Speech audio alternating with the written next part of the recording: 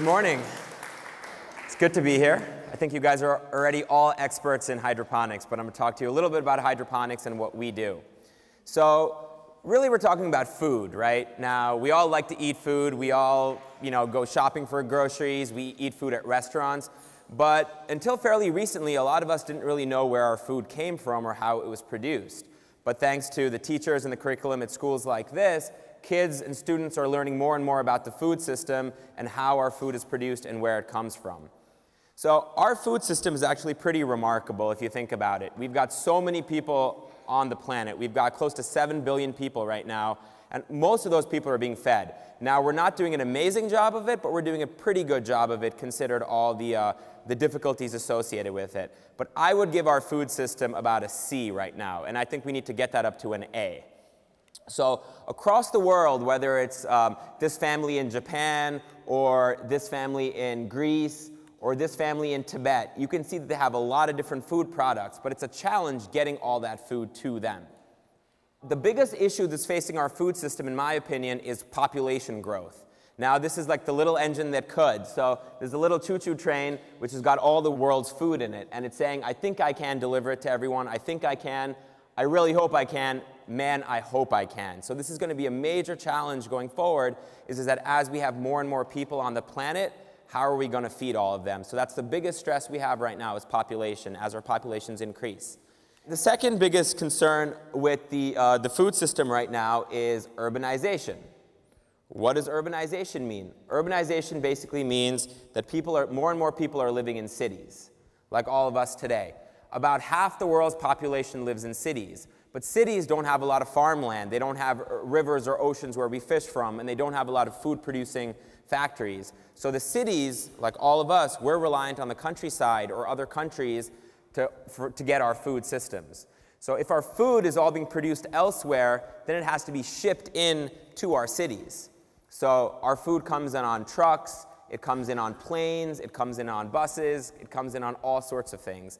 Take a tomato, for instance, that's grown in California or Mexico. That tomato has to travel 3,000 or 4,000 miles to get to New York City. So that tomato is not going to be that fresh when it gets to us, and the nutrition's not going to be that good either. And then on top of that, it's going to cause pollution with those trucks and planes to bring all those tomatoes to New York City. So that's the second biggest challenge that I see with our food system, is more and more of our population living in cities.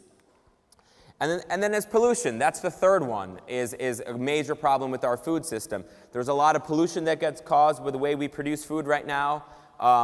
Deforestation is a big one. So that means we cut down forests to basically plant more crops. So this is in Brazil, where a lot of our food comes from. There's massive deforestation. And the other big one is basically climate change. As climate change is affecting us more and more, you're seeing more unpredictable weather patterns, which is also going to cause a stress on farming. Drought, frost, hurricanes, Superstorm Sandy, things like that are really affecting our agricultural system as well. So how are we going to get from that C to that A? It's really going to be difficult. So people around the world, farmers, governments, scientists, teachers, are all coming up with ways of more sustainable agriculture. So what does sustainable agriculture mean? It means that we're going to be able to feed our growing population, we're going to be able to reduce pollution, reduce water use, reduce land use, reduce chemical inputs. Basically, that's what sustainability means. So there's a lot of different ways to farm sustainably, and people are doing it all over the world. They're doing it in New York, they're doing it in upstate New York, in all different types of places. So I would say there's hundreds of ways to farm sustainably. One of those ways is hydroponics. So you guys have already learned a good deal about hydroponics today, but I'll just tell you a little bit more about hydroponics. So it basically means water working. There's no soil in the system at all, and the plant is getting all its nutrients from the water itself. So what does a plant really need to grow? So the shoot environment of the plant, which is like the leaves and the fruits, they need sunlight, which is the most important thing for photosynthesis. They need the right temperature, and they need carbon dioxide. And then the root systems need water, nutrients, and oxygen. That's really important. So in a hydroponic system, you can deliver the water, the nutrients, and the dissolved oxygen to the plants through the hydroponic system, and then your greenhouse environment can provide the light, the CO2, and the right temperature. So the roots don't really need soil, as we just said. So that's a hydroponic system on the left. You can see the roots dangling down. And that's another different type of hydroponic system on the right. You can also see the roots. This is one of my favorite techniques of hydroponics. It's called the nutrient film technique. And the students upstairs in the greenhouse are using the nutrient film technique, which is great. This is a vine crop system. One of the students was talking about in the module, they developed a vine crop system. So these are tomatoes growing in something called the Dutch bucket system. Cities don't have a lot of farmland, right? It's a very dense city. We've got lots of tall buildings. We don't have a lot of arable land, and we don't have a lot of fertile soil.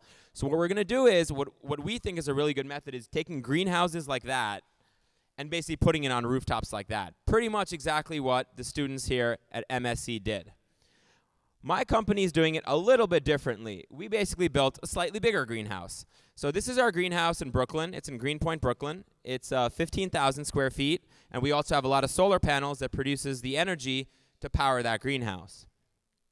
So we're focusing mostly on the nutrient film technique, and we grow a variety of leafy greens and herbs that we sell to restaurants and supermarkets across the city. So that's a look at our greenhouse. So we've got some fans that keep the temperature stable. We've got some lights, so if we're not getting enough sunlight in the winter months, then we can add some lights to it. And we've also installed a number of other features to keep it as energy efficient as possible. And then we sell the product in supermarkets. But we're not the only ones who are doing really cool urban farming using hydroponics in greenhouses. There's a lot of really interesting ways to do this. And as the students here learned in their module, there's a lot of different types of systems. And I'm really impressed by all the work you guys have been doing. And I challenge you guys to think of more and more solutions that can be done in a commercial way so that more and more city dwellers and people around the world can get their crops using this hydroponic system. So this is another vertical farm. It's very similar to the VIG, and this is in Singapore. So this is one of the world's first commercial-scale vertical farms. This is another system that's in Vancouver, Canada. This is also a vertical farming technique that's using a hybrid system between the nutrient film technique and the VIG.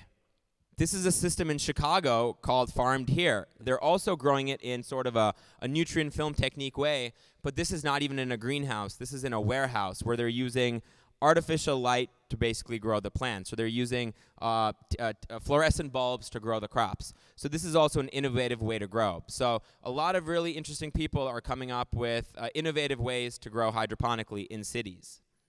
And then there's some people who are imagining skyscrapers that are just basically plant skyscrapers that are growing crops. So maybe by the time you guys are my age, you're going to see farms like this. So this is a model called the vertical farm that's designed in Chicago. It hasn't been built yet. This is just a drawing, and all the engineers and architects are actually working on building something like this. But this just is a glimpse into the future of what our vertical farms using hydroponics might look like. Here's another shot of an idea for a vertical farm. So you can grow all kinds of things.